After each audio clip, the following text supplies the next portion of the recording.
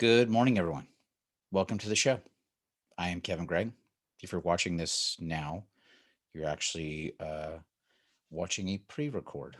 So, my apologies. I had that happen last week where I had somebody well, Meryl was on it. Meryl was chatting in the thing. I just happened to be on while I was seeing it stream live, so I was able to chat back and forth. But if you're watching this is actually pre record on Thursday, so you're seeing on a Friday morning. Good morning. Welcome to the show. This is a show that's designed to help you strive towards that which God has created you for. We talk about stuff so we can help you reflect, rebuild, reinvigorate, and reinvent your lives. Good morning. A couple of things are on my mind. I was listening to a podcast just this morning, and one of the topics that was being covered was about uh, changing your story. And I think that that's so very vital. I've had to do it in the past myself. There's a couple of things that came to mind specifically. Make sure I turn off any notifications so I don't get this during a recording. Um, I remember telling myself a story years ago. I was back at St. Ambrose, and I think that when I was like 12 or 13, I got something stuck in my head about the idea that I could not run.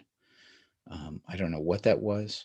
I know that my dad, when he was growing up in Ireland, he had issues with tuberculosis. He'd actually seen his older brother pass away from it. He'd seen his father pass away from it. So I knew that my dad had some lung issues and all that stuff. And I wonder if it was sort of a psychosomatic thing where I absorbed it, thinking, oh well, you know, he had this happen. He had bad lungs. I've got bad lungs. Well, and actually, at this point in my life, at 12 or 13, that just wasn't the case, right? I'd already done things when I was earlier, when I was younger, like uh, playing in baseball and running around and goofing around and having fun just with kids during the summertime. Um, so I already had the evidence that I could do that, that I could run around. I touched on it briefly in one of the other episodes a couple of days ago. Um, when I was 12, I gained like a bunch of weight, fatty, fatty. And I think I was probably coming out the other side of that. And I was telling myself this story that I couldn't run, even though I was 12 or 13, I was getting easily winded. Well, sure, that's what happens when you start getting back into the gist of things or exercising. I've been doing it over the last couple of days where I've been going out and running not 2 miles, but close to it. Um, yeah, and it sucks when you're doing it, right? Like you're gasping for breath, or you're just thinking, "Oh, I just want to walk. I don't want to do this." Um, and then you're sore the next couple of days, and then after a while, your joints start getting loosened, and you start feeling like, "Okay, I'm in my groove." Um, anyway, I told myself this story at 13 that I couldn't run. That it was, I must have bad lungs. I must have all this stuff. And it even caused me to withdraw from the basketball team. I had a whole bunch of head stuff going on with myself.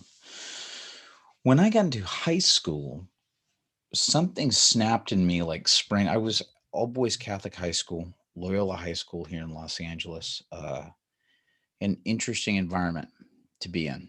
I'm grateful for several of my teachers and several of the priests that were there at Loyola at the time. They were quite instrumental to the direction that I took in my life.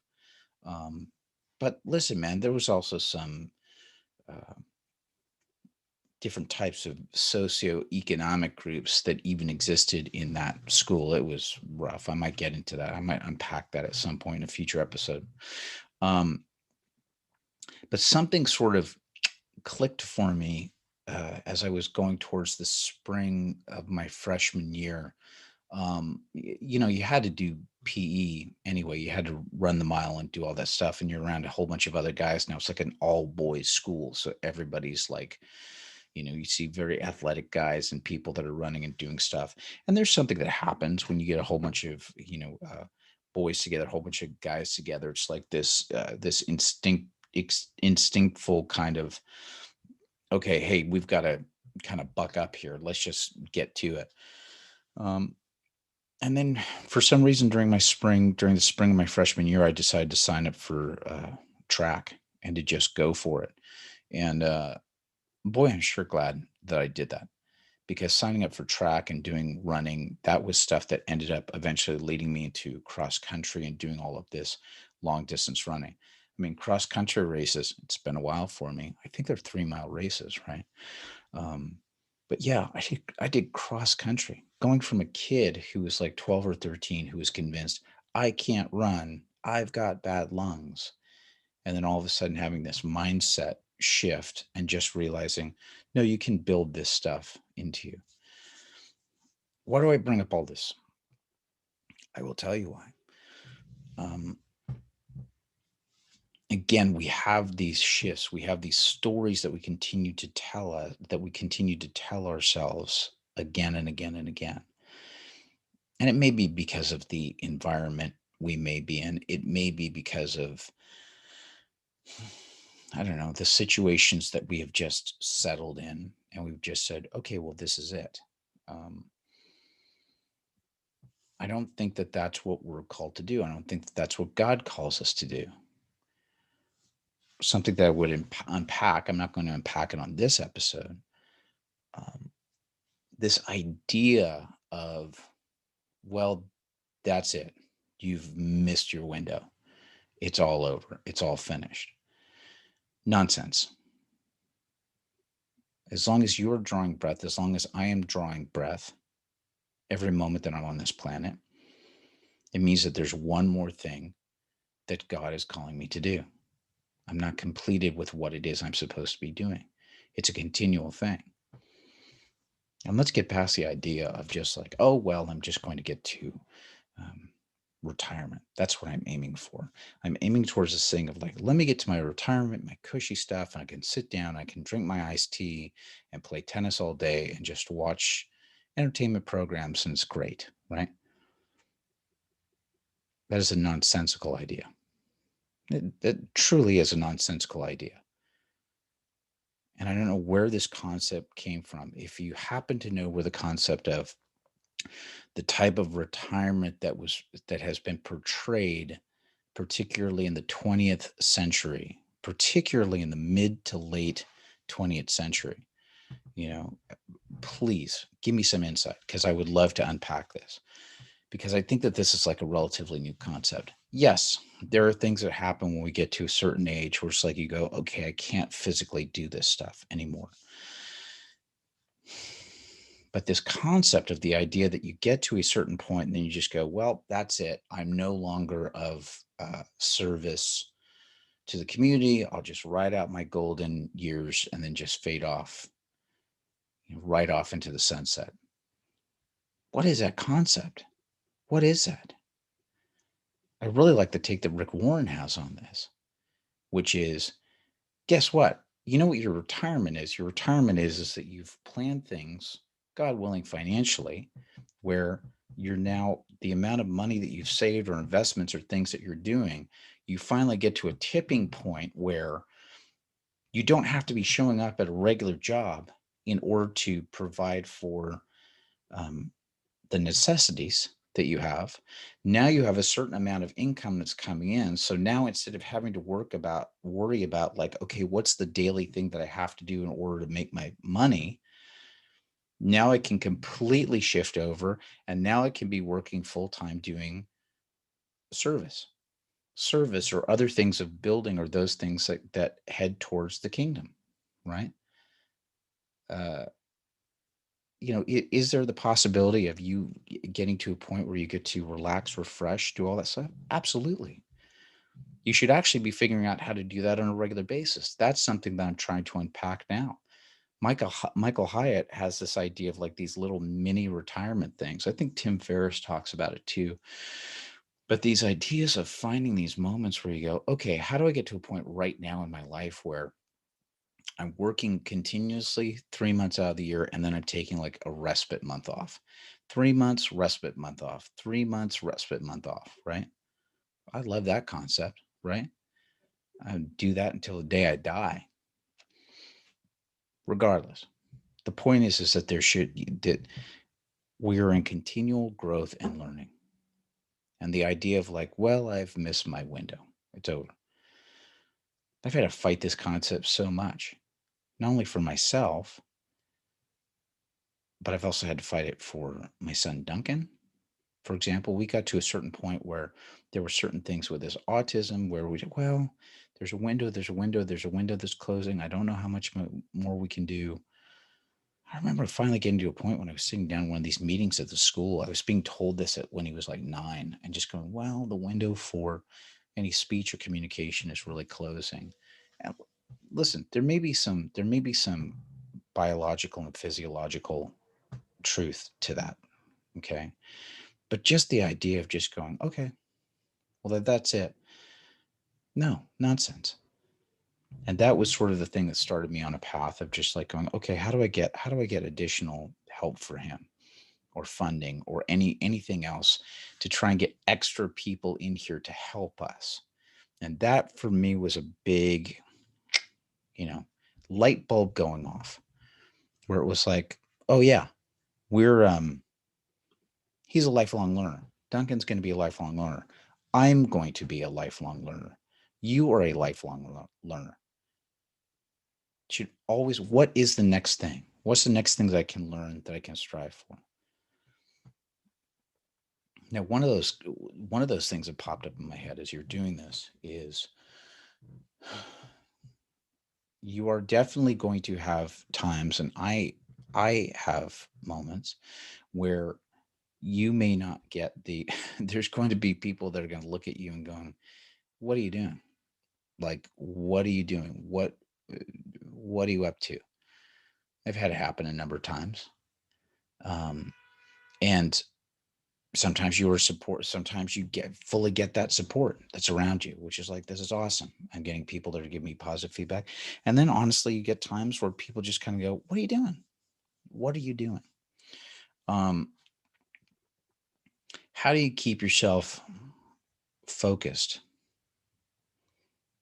and taking a look at what the larger goal is? I'm going to tell you something that I just rediscovered yesterday. So important to write stuff down. I am so grateful that I continually write things down, whether it's in my computer, whether it's in journals that I have, because you get to a point where you get to moments where you feel like throwing in the towel with all of this, where you just go, what's the point? What am I doing? Let me just kind of get by. What's the least amount of work that I can do to get by? I discovered these things the other day when I was looking through some personal writing logs I have on my computer. And thank God, man, I've got this document. I'm not going to share the document with you, but I'm looking at it right now. I've got like pages and pages and pages. Like, I'm going to tell you, I've literally got like 3 novels worth of personal writing, just at least on one document, right? Where I just jot down my thoughts on a daily basis. But I got into this habit of towards the top of the document where there was like really important stuff for myself or things I was trying to work on, um, that I would put it at the top of this document. Um, I've got a little thing that's on it that's called like remember your why. Remember your why. What WHY. Why are you doing the things that you're doing? I just went through it and it's just like I have these moments where I've in when I was in a good place that I literally put down these little things of like, remember this for yourself. Remember this feeling that you had when you accomplished this certain thing. Those are the types of situations that you're trying to strive for. Man, I'm so glad that I put those down. And then even then I had some like long-term goal stuff that, guess what, I'd completely forgotten about over the last couple of months because I've been so caught up with other projects and other work that I'm doing. And then to be able to open up that document to recheck and refocus and go, oh, that's right. That's what I'm striving for. That's what I'm trying to do. That's my why. Um, Super vital. because you've got to have this thing, right? You've got to have like this light, like this lighthouse. When you're on the sea and it's rough and stormy weather and the boat's rocking all over the place and you have no idea where to go, and like you just see that little speck of light, just like that little reflection behind me, just that little speck of light that shows you that's the way. It's a little pinpoint of light, but that's the direction that you need to keep going.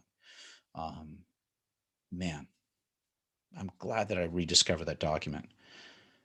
If you happen to be going through, I mean, I'm just going to give a, a little piece of advice, a little suggestion.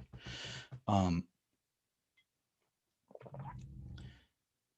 if you happen to be going through a good period of your life, amazing. Please write down these things. Please write down the things and the successes and the wins that you're having right now, because you're going to need them in the future. And I do the same thing with Bible verses. Very soon, I'm going to off track for just a second. Very soon, I'm going to be announcing some uh, ways that you can connect with me and interact with me on social media, different social media platforms.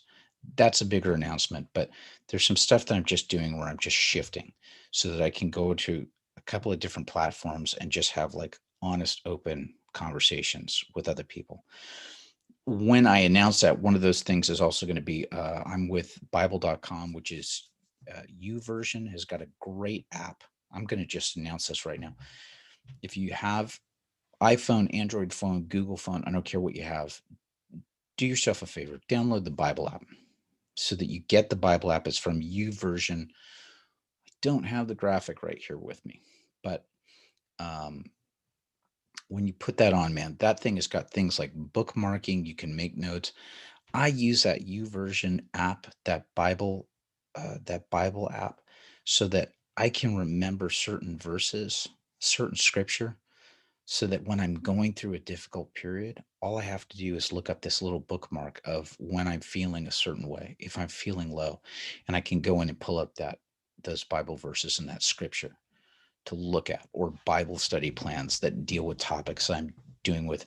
And I do that when I'm in a good place, so that when I'm in a dry place, when I'm in a desert moment, that I can go back, reach in and pull that stuff up.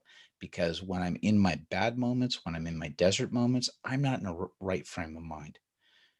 I'm just not. When I'm going through hardship, or when I'm exhausted, or if I feel like I'm burning the candle on both ends and I've got nothing left in the tank, this is why you do it. It's literally your version of a savings account. It's an emotional savings account. What is your emotional emergency savings account? Maybe that's the title for this episode. Why not? Creating your own emergency savings emotional account. I'll take a look and see what it is. Emotional savings account, emergency emotional savings account. Because what is it that you're doing in good times that you're putting into a bank, into a document, into a Bible app, into something, so that when you're in this crisis moment, or in a moment where you go, I've got nothing left in the tank, I don't feel like anyone's on my side, I don't know what am I doing, that I can pull up these things, and it's almost like you talking from the past. Or it's a version of like your future self that's talking back to the past, like going, hey, you're coming this way, you're coming this way. It just leaves me with this one thing that I want to share with you. I describe this a lot in it's a little off topic, but I'm going to say it because it's on my mind, so I'm going to share it with you. I've shared this a lot in recovery meetings that I've been in over the years, and I think that this also applies to any difficult time that you're going through. Two closing thoughts. Number one, whenever someone is going through a difficult patch in their life, it is almost like, and people that are on the other side of it, it's almost like you're looking at the world's thickest, nastiest, um, like hedges. They're hedges, and imagine that they're full of just like these nasty rose bushes, and they've got these terrible, thick thorns on them. And like all the way on the other side of this thick, huge hedge, You've got somebody on the other side. It could be a friend, it could be Jesus, it could be anybody. And they're literally saying, you need to go through that. You need to go through that to get to the other side. And you come up, you literally go up to the bush, you touch one of those thick, nasty thorns, and it, draws blood and it just stings. And you just go, oh, no way. No, that's gonna, oh, there's no way. That's gonna kill me. That is going to kill me. And yet the voice on the other side, Jesus, another friend, whoever else has gone through this on the other side, is literally saying, you have to go through this. You have to trust me. Eventually, at some point, you have to start making your way through that journey of these scary bushes, because you're getting this promise from the other side saying there's something else that's much better on the other side. And here's the trick to it. You start to go through those bushes, and guess what? Yes, there's a couple of those nasty thorns that are there that start to kind of hurt you and draw a little bit of blood. But once you get past part of that first layer, you find out that most of the thorns don't do that to you.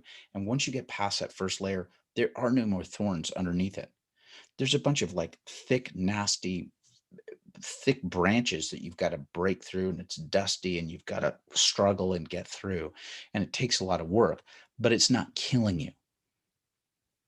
It's a lot of work and you are going through it. But you get through it and you get to the other side. And I think that so many of us, I have been there, man. I'm terrified. I'm like going, I can't do this. I can't do this yet again. I'm literally looking at a picture of Jesus right now here in the room. But like, as I say, with King Kong and Creature of the Black Lagoon posters behind me. Sorry. It's my son's room that I broadcast from. These things will change over time too. But it's kind of cool. But you can't see the picture of Jesus that I'm looking at the moment. But I am. But this is it, man. We've got these moments where we're being called to change, and it is scary. It is so scary. And we don't want to do it. And yet the thing is that there's a promise of something else that's better on the other side. And guess what happens when we go through this thick brush? We also start gaining endurance and resilience and strength as we go through it. And that's a part of the process too. Final thought I want to close with. If you're in a rough patch right now, and I've gone through this too, if you're in a rough patch and you don't have this emergency emotional savings account that you've built up for yourself, you have nothing to reference, do yourself a favor. Take 20 minutes, take a half hour, I don't care what it is. Can you take a moment and reflect on wins that you have had in the past, like things that you have done and have accomplished?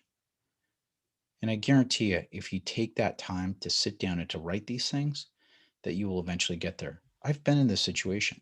I was working for, what was I working for? An auto insurance company. God, it was one of the most miserable.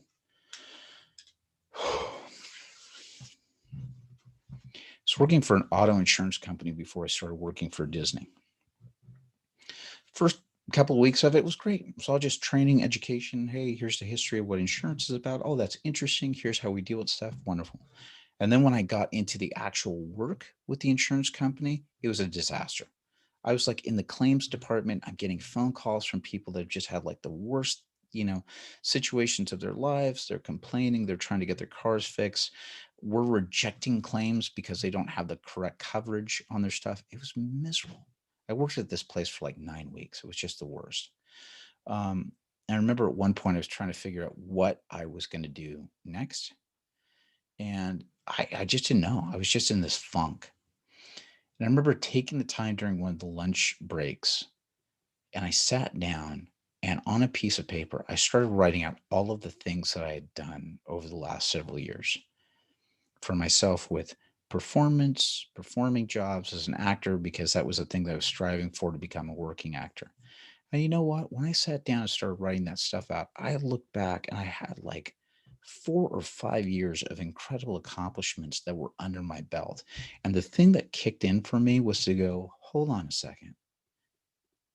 If I've been able to do this, What evidence is there that I can't do it again or do even more? And that's my point. Don't, please, I'm saying this just as much to myself as I'm saying it to you. Don't buy the crap of the window closing. It's just not written. It is not written in stone. It's not etched in stone. You have the ability to change this stuff, and it's going to take work. It's going to take work and it's going to take consistency, and you have to show up on a regular basis. But please don't buy the crap that it's over, you're done, you're washed up. That's it. Um, anyway, that's all I'm going to say for now. Thanks so much for joining me. I should be back live on Monday morning. If not, you'll get a recorded message on Monday morning. Who knows? But Kevin Gregg Show coming to you on Monday, Wednesday, Friday mornings. Please visit kevingregg.com to get more information and ways that you can help out the show, help keep supporting the work that I do, and just being in the know for what's coming up next. God bless you guys and have a great day. Bye bye.